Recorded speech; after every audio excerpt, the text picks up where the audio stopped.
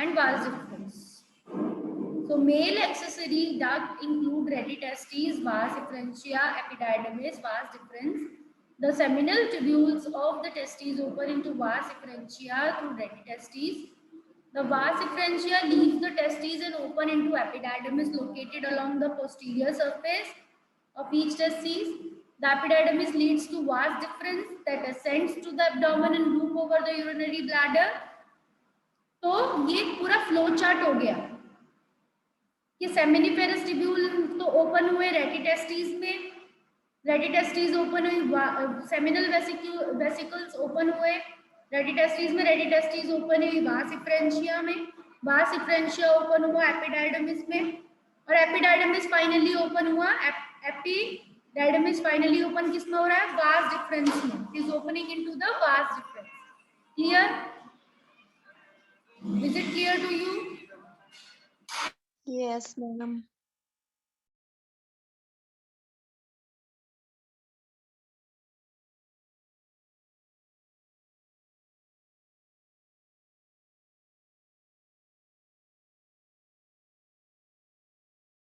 The ducts, and it will receive the duct from the seminal vesicle. Vas deferens will receive the duct from the seminal vesicle, and seminal vesicle का और vas deferens का जो common duct है वही क्या है? ejaculatory duct कहलाता है. It is called ejaculatory duct. ठीक है? Ejaculatory duct. These ducts store and transport the sperms from the testes to the outside through urethra. और ये डक्ट यूरिथ्रा के थ्रू कॉमन ओपनिंग है यूरिथ्रा, जिसके थ्रू यूरिनरी ब्लैडर से urine भी आता है, and from it only the sperms also come through the penis to its external opening called urethral meatus. ठीक है? आप देख रहे हो सेंटर में येलो ट्यूब है जो एग्जिट हो रही है. It is coming till the external portion, glans penis तक वहां तक आ रही है, तो that is complete urethra. In the males urethra is longer in length. Okay, तो ये डायग्राम आपको क्लियर हो गया, और ये जो अभी तक हमने डिस्कस किया ये सब बच्चों को क्लियर है? अगर किसी को क्लियर नहीं है तो मुझसे पूछ लो कोई भी पॉइंट इसमें से. You can ask me if Ma'am, you are clear. Okay. So now we will move to the next page. This is the cross section of testes. Testes का cross section है. तो इसमें जो आपको लाइट पिंक जोन दिख रहे हैं, circles दिख रहे हैं, काउंट देम. कितने सर्कल्स हैं? How many circles are you observing? 2 complete circles तो हैं. ठीक है, सर्कल्स कह लो या ओवल कह लो थोड़ा सा. 2 कंप्लीट सर्कल्स हैं, और इनकम्प्लीट वाले कितने हैं? 1 2 3 4 7. 6 and 7. 7 incomplete circles you are observing. These are light pink circles. These are nothing but these are seminiferous tubules. ये कौन से स्ट्रक्चर्स हैं? Seminiferous. और बीच में डार्क रेड जोन आपको दिख रहा है हर ट्यूब्यूल के बीच में भी, उसमें भी आपको सेल्स दिख रहे हैं. So that interstitial space is called interstitial region, और इसके सेल्स कौन से होंगे? Interstitial cells. क्लियर? जो सेल्स आपके बीच में गैप्स में प्रेजेंट हैं, डार्क रेड जोन से में दिख रहे हैं, डार्क पिंक भी कह सकते हो, उसमें भी सेल्स हैं. वो इंटरस्टिशियल सेल्स हैं, और उनका दूसरा नाम लेडिक सेल्स भी होता है. They are called Leydig cells. So this is the sectional view of seminiferous tubule. ये एक आपका प्रैक्टिकल भी है, ये TS ऑफ टेस्टिस पढ़ना, तो उसमें आपको पॉइंट्स लिखने होते हैं, कमेंट्स लिखने होते हैं इसके बारे में. तो आपको बहुत सिंपली पता चल रहा है कि this is the section of seminiferous tubules. There are circular seminiferous tubules are shown. Internal spermatogonia cells are shown and spermatozoas are shown. Lumen में देख रहे हो हर सर्कल के बीच में एक खाली जगह है, उस खाली जगह में स्पर्म्स बन के इकट्ठे होते रहते हैं. In that space sperms are collected. Clear? And जो इंटरस्टिशियल सेल्स का Yes, रीजन ma'am. है, that is your internal in between space, उसमें लेडिक सेल्स होते हैं, वो टेस्टोस्टेरॉन बनाते हैं, they forms the testosterone. Clear? अब इस सर्टोली सेल्स भी होंगे और स्पर्मेटोगोनिया भी होगा। Internal to the seminiferous tubule there will be two kind of cells, Sertoli cells and spermatogonia. Clear हुआ Monisha? Is it clear? It's clear हो गया आपको? Yes, ma'am. ठीक है। The penis is the male external genitalia. Ma'am एक बार फिर से रिपीट कर दीजिए। जो लाइट पिंक है दैट इज योर, मैम वो लास्ट में आपकी वॉइस। हाँ, जो लाइट पिंक है that is स्पर्मेटो, that is your seminiferous tubule.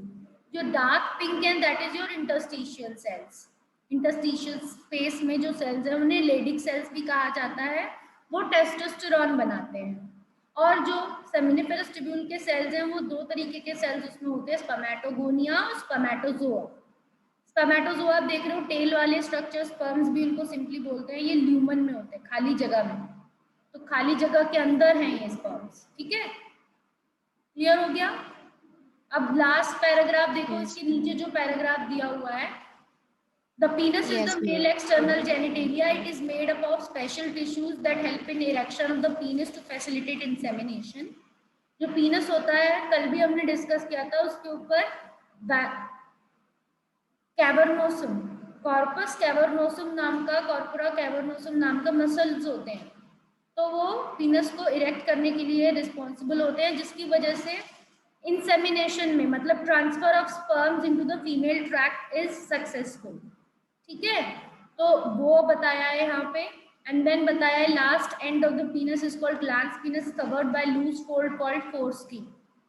तो पीनस के ऊपर लास्ट में ग्लैंस पीनस नाम का एक फोरस्किन भी होता है, तो that is highly sensitive and that is responsible for the mating के वक्त जब दो फीमेल और male they will become in come in the close contact, so that female and the male external genitalia will be in the close contact, and then the sperms will be transferred in the female reproductive tract. Okay, now the last paragraph, the male accessory glands include paired seminal vesicle, a prostrate and a paired bulbourethral gland. Pair में हैं ये सारे glands, ये accessory glands हैं। तो mail accessory glands आपके, सबसे पहला जो मेल एक्सेसरी ग्लैंड है वो सेमिनल वेसिकल है, प्रोस्ट्रेट है सेकंड नंबर पे, और बल्बोयूरेथ्रल है। ये भी अपने अपने सिक्रीशन स्पोर करते हैं, सीमन में मिक्स कर देते हैं। Semen means sperm liquid, sperm liquid में these three glands will pour their secretion and then finally semen will be formed.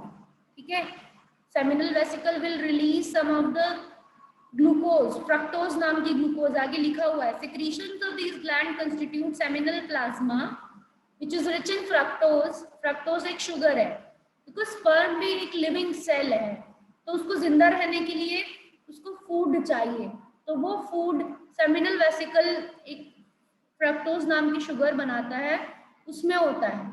ठीक है, तो वो एनर्जी कहाँ से लेगा? It will take the energy from the semen. Semen में कुछ ऐसे सब्सटेंसेस रिलीज करते हैं ग्लैंड्स जो उसके लिए न्यूट्रिटिव होते हैं। ठीक है, nutritive substances are there in the semen. Fructose हुआ, कैल्शियम सॉल्ट्स हुए, सर्टेन एंजाइम्स हुई, कुछ एंजाइम्स होती हैं यहाँ पर सीमन में जो रिस्पॉन्सिबल होती हैं जिससे फर्टिलाइजेशन प्रॉपर हो पाए।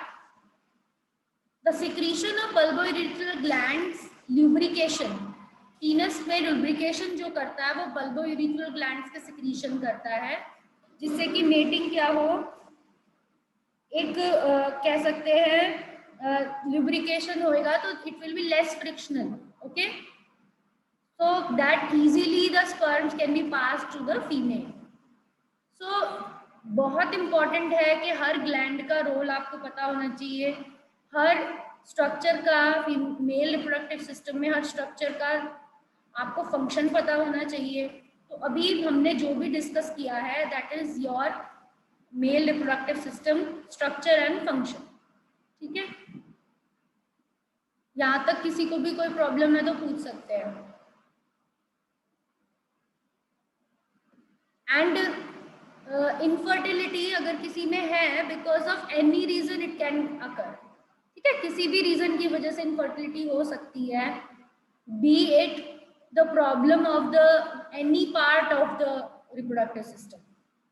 अगर किसी भी एक ग्लैंड में 3 पेयर ऑफ ग्लैंड है, बल्बोयूरेथ्रल है, प्रोस्टेट है, सेमिनल वेसिकल्स हैं, ठीक है, या किसी भी डक्ट में किसी भी तरह का ब्लॉकेज आ गया अगर, ठीक है, तो sperms will not be passed completely or easily into the female tract and there will be infertility.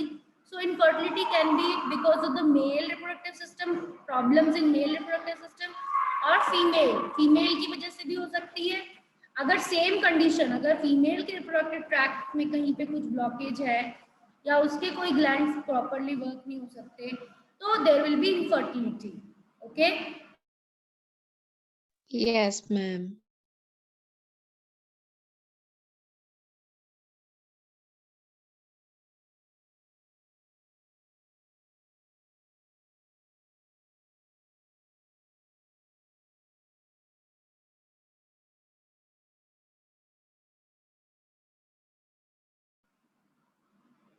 the female reproductive system consists of a pair of ovaries along with a pair of oviducts, uterus, cervix, vagina and external genitalia.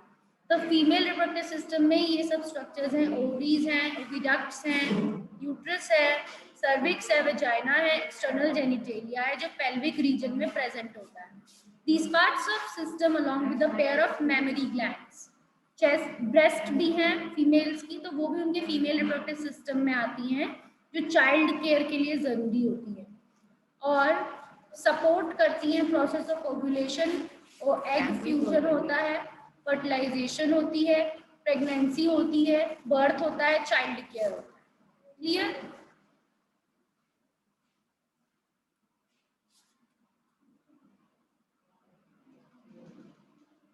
ठीक है, तो ये आपको female reproductive system में समझना है।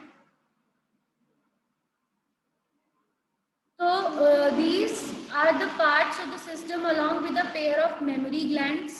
Ovaries are the primary female, जैसे males में टेस्टिस हैं प्राइमरी ऑर्गन, वैसे ओवरीज फीमेल में प्राइमरी ऑर्गन्स हैं, ठीक है।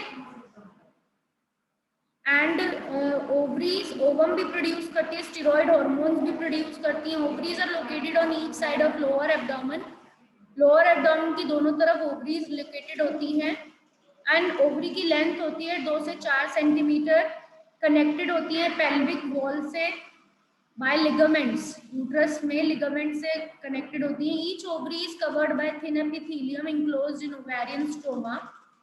ओवरीज के ऊपर भी एक एपिथेलियम नाम की कवरिंग है जो उसके सेल्स को यानी स्ट्रोमा को कवर करके रखती है।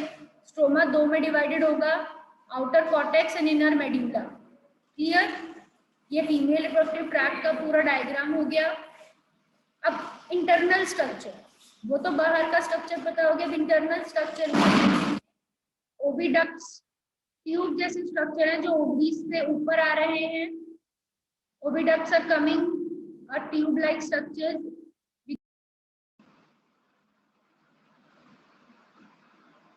Are you all able to see?